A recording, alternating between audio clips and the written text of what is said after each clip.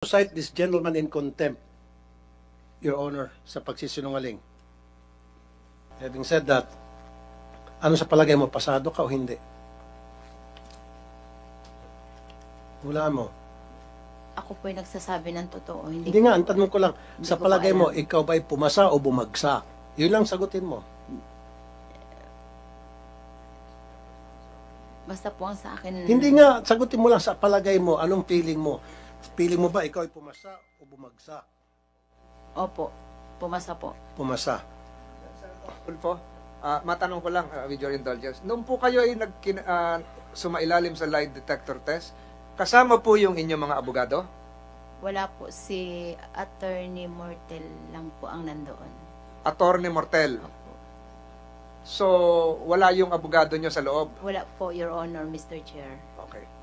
Pero may abogado nandun, yung committee chairman, yung committee secretary. Papirma lang noon. Okay, go ahead, go ahead. And upon your request, kasi sa ngalan ng patas na pag-hearing dito, di ba, ako naghamon sa inyo at hanggang sa pumayag kayong dalawa after consulting with your lawyers. And then, sabi ko, para maging patas, hinamon ko rin yung dalawa at pumayag yung dalawa. Tama? Maliwanag. Ikaw lang, tapos aakyat na ako. Lumilitaw dito na ikaw ay deceptive, ikaw ay nagsisinungaling, bumagsak ka. Tulfo, in the interest of fairness and in the presence of the Commission on Human Rights, the chairman is directing the committee secretary to furnish a copy of the polygraph results to the counsel of the Ruiz couple. Para alam nyo po yung pinag-uusapan. Patas po dito sa committee ito, bibigyan po kayo ng resulta, official result ng polygraph examinations. Comsec, pakibigay na. Tuloy niyo po, Senator Tulfo.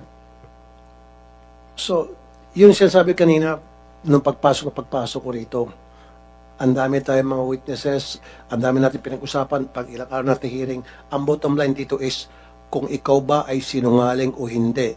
Ito na yung end game para sa akin. Kaya akit na ako after this, hindi na ako atin sa masusunod na hearing because for me, nandun yung satisfaction ko to prove for me and to everybody here na ikaw ay from day one nagsisinungaling at tama lang na ikaw ay nakulong sa baba at ang gusto ko mamaya pati ito mga kulong.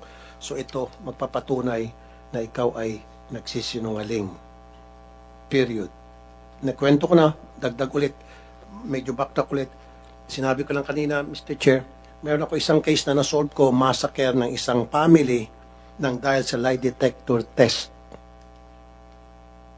Dahil sa lie detector test, yung pulis alam nila kung paano atakihin yung pag-iimbestiga, nakahon hanggang sa Mr. Chair, umamin yung padre di pamilya na pinatay niya yung kanya mag-iina dahil sa selos. Yun. Okay? Yun lang po, Mr. Chair. Salamat, Mr. Estrada, Senator Estrada. Mr. Chair. Salamat po. If I can cite the pertinent provision of the lie detector